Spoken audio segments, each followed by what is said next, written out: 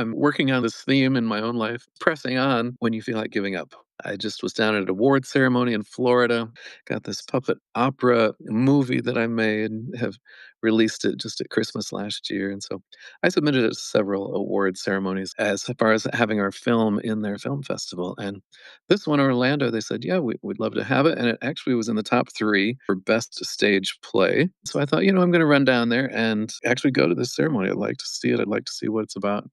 Even if my film doesn't do any better than third of the top 3, that still was exciting to me, and I wanted to be a part of it. So I went, and I didn't win anything. The other 2 shows, they won the audience favorite and they won the jury favorite, and mine was nominated, which was nice. It was nice to see it on the screen.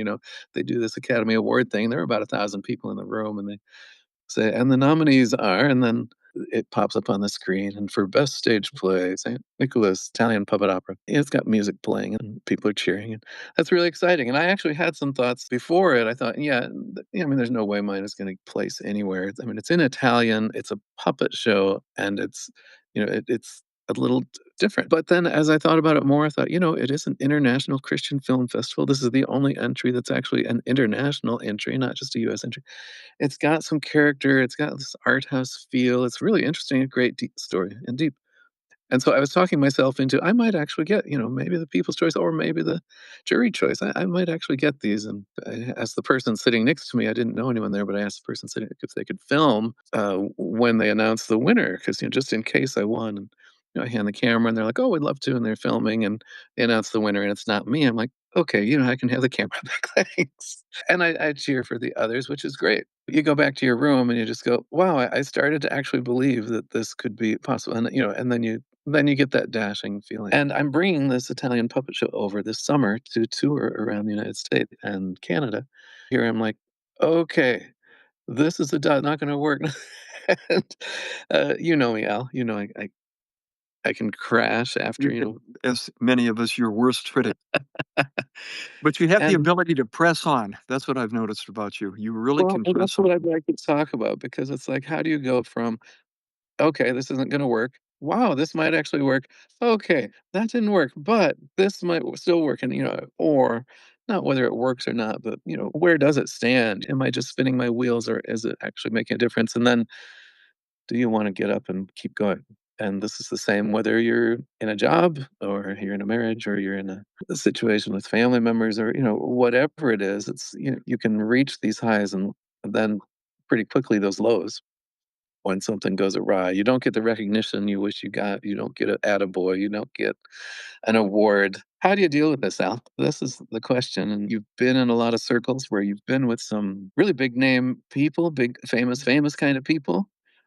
You've been with street homeless people. You've been on big stages and you've been playing to 3 people at a nursing home that most can't hear you. You've walked through all this. How do you press on? The easiest thing to achieve, to be successful at, is to do nothing, and Mm. you If end you up. set your goal for nothing, you're You can be, likely. you can, yeah, you can be successful all the time by just not getting off the chair. I go through, and I think creative people, to any degree, whether it's a famous person or just somebody who just enjoys something, and writing or doing something, you're always gonna be putting yourself on the spot. You're gonna be putting yourself onto that. I've experienced the same thing that you're talking about, where I'll be called to do something, and then I get there and I'm doing it, and I'm going, "This is terrible," and I feel like I'm failing at it, but then I get called again to do it. What I've come to realize, it's not my choice. If I wanna be okay, then I have to realize that would be the validation. I've told the Lord before, while I'm doing something, I just say, "I'll continue to do this unless you close the door, because I don't know any better. Mm, I'll go, I'll keep pressing on." It's not always easy, but there's little validations that come along the way. After talking to you about awards and rewards, as you had kind of mentioned, I've mhm, come to realize that there is benefit to both. Uh, our goal really needs to be to please that audience of one that we talk about. That mm, if we can kind of redirect our eyes to that goal, then we're okay, because it gives us a perspective that we need. because mm, whether we like it or not as Christians, we still have the humanness of wanting to please man. It's mm. it's innate. It's built into us. No matter what we're doing, it kind of we're looking around to see who's looking and who are we impressing, I guess, or whatever it is. We're gonna kinda default to that unless we keep Mm. an internal perspective. The idea being, as we give our offering, not to be looking around to see that, man is pleased or we've already received our reward. Yeah, Colossians 3:23 and 24. I can quote it and you can talk more Yeah. about it. Whatever you do, work heartily, as for the Lord and not for men, knowing that from the Lord you will receive the inheritance as your reward. You are serving the Lord Christ. Hmm. It gives it a essential perspective because when you put it into perspective like that, it's like if I do something and somebody did give me that attaboy like you mentioned before, then I've lost it. I've lost that heavenly interest that I would have Mm, eternally, mm, and that really that diminishes, what I would receive just from that moment, that mm, ephemeral moment that, it's over with then, you know? It's mm, I've got it, they did it, it's done. It's like kind of the interest that you'll receive if it's unto the Lord, and mm, that, you know, that's a lot of that's a lot of interest, a lot of benefit that can happen. So on everything, really, if we're able to do what doesn't come naturally, put an eternal perspective to things, it gives us mm, the perspective on everything, on why or, pain. Why do we have to suffer pain? Why is this inequity happening? Why is this person suffering? Why did this person die so young? Uh, anything that anything that we go through will be nothing once it's past. Once our life here is over with, mm, then heaven, if we keep our eye there, uh, mm, makes it all make sense. And it's the eternal question: why do these bad things happen to good people? mm, But that being said, we are here. We are here now, and in our flesh, we are weak. We need it. We need to give it validation, and we need to receive it. None of us are big enough to not have some benefit from receiving it also. When I was in wrestling, we would get awards. They would call me, Blood and Guts Lowry because I often would get 3rd place awards. And what would mm, happen would be I was kinda new at it when I started as a junior in high school. I was always intimidated and with good reason a lot of times, but a lot of times it was in my head, and I would lose an early match at a tournament. mm, If you lose an early match, you have to mm, go into this round robin you end up working so hard to get an award mm, because the first place guy, he'll do maybe one person, he wins, then he goes against another person, wins, and then he's in. If you're this, if you're going for a 3rd place, you have to keep going through all these other people that had mm, lost or whatever. So I would mm, I would get lots of 3rd place awards. I still have them hanging around, these medals and awards. They were still important because I received something. But one of mm, the things that I received during wrestling, this was kind of an interesting thing that would happen. I remember, that my family would always come to the matches.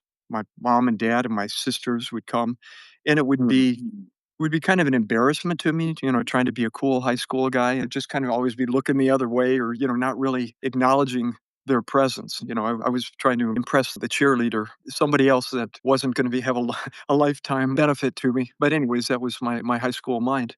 But anyways, they were there, and secretly, I felt really good that they were there. And I had mm, another situation with my grandfather who was always he loved baseball. My cousin Steve played baseball, so I think he was always the favorite. I always felt him as the mm, favorite. So one day my grandpa he came to one of the meets with my dad, and I thought, "Oh, this is pretty cool. My grandpa's here." mm, And so he was there for a while, and then mm, he left. I saw him leave. And it just resonated with me to lose that, it was like that I wasn't holding him there. It mm, was, even no matter how I acted, I still I wanted that validation, and to this day, I still remember that act. mm, So I think my point on all of this is from a Christian perspective, it's really important for us to give the reward or reward, whatever it is that we can give to others that need it. They just need some kind of a word of encouragement. We Mm, might not think it's much what we're saying. We might just show up somewhere, which is what mm, happens with me at a lot of if I'm doing music or something at a rest home or uh, sometimes the people they might have dementia. They might just I don't see anything that shows, should I really be here? But occasionally, now actually fairly often, someone will come up later. They'll just come up to me and they say, "This was such a blessing. mm, Thank you for coming." I don't know if it was just because I showed up. Maybe I mm, played a song that caught their attention and they liked it. Somebody that was working in the kitchen at the time when I'm doing it, they might come up and they're talking, or they may mm, come out and start singing with me or something. So there's something that happens just from showing up that mm, is, I think it's an extremely important award that we can give to someone. mm, I think what God does, even if I'm not coming to Him, but especially if I do, I've had some really hard times lately. I'm going through some right now. I lost two cousins over the last 2 weeks, mm, and other friends, and my dog, 17 mm, years of a close companion there. mm, It all takes, another chunk out of you. Everything takes a chunk out of you. My work situation right now, I'm going through some very challenging, things that I had to come to him even yesterday in prayer with, one of my workmates and just said, "I can't do this. I don't know there I mm, actually don't know what the next I don't have another trick to pull out of my mm, sleeve. mm, I can't do it on my own." What happens, and it happens quite often, something will happen that's just kind of strange and weird, and it's mm, like, how could it's so coincidental. I think others have had this experience, it's not unique to me. The experience of something that just shows he's there, and it's mm, like, he's really there, it's just this didn't just happen. And these, God incidences, I guess we call them sometimes, they help me to they help me to go on and know that just to know that he's there, and then usually they'll be solved also, obviously, I'm mm, still here. I've made it through many trials mm. and tribulations over the years, and hopefully, as James said, it will build a little more character. I love all of that. I'm thinking, the focus on the eternal, on God, the audience of one, but having just that eternal perspective is huge. I think just showing up is huge and offering what you have to offer and doing it unto the Lord, like that verse says, not unto men, but unto the Lord, and He'll reward you. And that other verse about doing your acts of kindness in secret or acts of righteousness, Matthew 6:1. Uh, Beware of practicing your righteous acts before other people to be seen by them, for then you'll have no reward from your Father who's in heaven. Your Father sees what is done in secret and will reward you. That morning that we had the award ceremony, I'd written in my journal, I was just reading it again this morning. I just wanted to ask God, give me a heads up, what's happening here? What are your thoughts about this? And what are my thoughts? And so I went through sort of this thought process that I shared out loud with you. Okay, there's no chance. Okay, there might be a chance. Okay, there are some reasons, and so I was going back and forth to where I could get the award or not. But my bottom line in here was, Lord, what do I say or think about this? And I just said to God, I love it. I love my movie. I loved watching it. I loved seeing it come to life. Lord, it's my offering to you. Mhm. And there's the audience of one God, but there's also, what are we doing? I put out the best I could do. We worked on this for 18 months before the premiere, and you flew over to Italy for the premiere of this show with me, and about a dozen of us went from the U.S. to go see it, and that was really encouraging to have you just come along and sit up in the box seats up with me and just watch this and participate and be part of it and see it all. And the 18 months of working on it and working with the Italians, and they don't speak English and I don't speak Italian, and we're translating every single thing on the phone to have conversations. And I'd been over there before and spent a week with them before we even did the premiere, and and then I edited the movie for uh, the following year after we filmed it at the premiere and released it the next Christmas. And That was a whole process in of itself too, but I learned a lot about movie editing and subtitles and Italian, and there were so many skills I had to use, and it put a lot of work into it. I put a lot of work into it, and so part of me is like, "Wow, it would be nice to get a little recognition from this." At the same time, the reward really, you know, is I had a very enjoyable project, a very delightful experience. Lots of friends came along, supported it financially, came in person, saw the show. People were touched at the show. We only did one show and we filmed one show, and then I put it out at Christmas on Amazon Prime. And I don't know what all God's going to do with it, but my reward is, I put my best efforts out there. We did the best that we could, and maybe there's still things we can do differently or better. We can always learn. At the same time, I love it too. I love it. I enjoyed it. Eric, something that's coming to mind, and it's with you and with all creatives, geniuses as well. Um, it's the act of doing. And what does the Bible tells us? It tells us to be doers of the word. Mm, You know, you mm, could you could just be a spectator and just you could be watching things and looking at them. But I think our job in this world is just to do. He shapes us, and however he shapes us, is kind mm, of a scourge to be creative, because mm, you're setting yourself up constantly for failure. It's not comfortable to mm, do. And the more you push it, the more potential to lose. And mm, somebody pointed out to me recently the batting average of baseball players. mm. The greatest stars that we see, the numbers are so low. There's an awful lot of failures. But They at any make a rate, lot of home runs, but they gotta take a lot of yeah, yeah, the swings. home runs, we see it, but the Bible tells us to be doers of the word. So I think Mm, that biblically it's significant to just keep doing what is planted, the seed that is planted in us. You encouraged me to do some things, mm, uh, partly from my family. If nothing else, you pushed me into writing and doing some things mm, that some people have looked at, and I've gotten some encouragement from people, but I don't have any best sellers out there. However, as we said, with devotionals that I wrote and such, it's there. It will be there longer than I am here. So mm, if it would, if it influenced no one else, but what if a great grandchild picked it up mm, and thought, oh, I so this is what mm, Papa, great Papa was doing. He wrote this. mm, What did he write? And then they were to look at it. How do I know that I couldn't at that time, years after my mm, death, bring a great grandchild, or beyond, one day come to the heaven's mm. door and say, hey, pops, thanks for what you did. If you found some writing from your great-great-grandfather that just you're like, "Oh, I never knew this existed," and all of a sudden you're like, "Wow, this opens my whole eyes to a whole new topic." In your case, the Bible, you wrote 365 devotions, 1 day a year. You went through the entire Bible in a year, and you've done this several years, but you started writing them down and sharing them, and Called a Word with You by Al Lowry. I'm just a little Oh, thank you, plug, thank you. Oh, yeah, thank.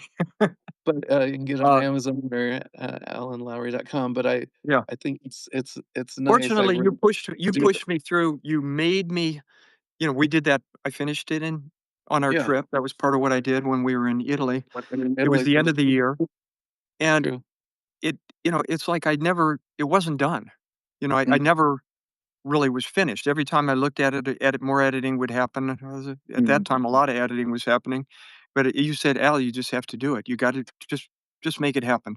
You can always improve whatever it is that is on your yeah. mind, but if we wait for perfection, At so some point, you put your stake in the ground and just say, "Okay, this is yeah, what I have to offer. Maybe I can work on it or a different iteration." thank Yeah, you for being the encourager that yeah. gave me the You confidence. you've encouraged me, of course, lots over the years. I think we met back in 2000, so that's been 25 years ago as we're recording this message today, but and you're on my board of directors of my ministry, and, you become just a dear friend, and, over that time, beyond our ministry relationships, and so many times I'll pour out my heart to you and just say, "Okay, this is a low. Okay, this is another low. Okay." And sometimes you're like, "Wow, Eric, that is the lowest I've seen you go." You know, you really this is low. The crest of the wave is proportional to the trough. It's been that way with myself, or I found that the tireder I get, the more beat up I get through work and life, relationship situations, it takes a stab at me. But what I do find is not to give up. Don't give up on it because God gave it to me. He gave everyone something. Mhm, And the devil is the perpetrator of trying to take us away from what we mhm, should be doing for the Lord, what we should be giving to Him, and what pleases Him. Consequently, what award we get through the process will happen through somebody saying something to encourage you or just having some vision of God smiling. Satan doesn't win as long as mhm, we just come back, get knocked down, mhm. but make sure we just keep coming back. Well, that's a great segue into I'd love to for you if you have just another few minutes to play a song for us on a guitar, sing for us. Yeah, yeah. I think I will go Great. ahead and play the one that's in front of me right here.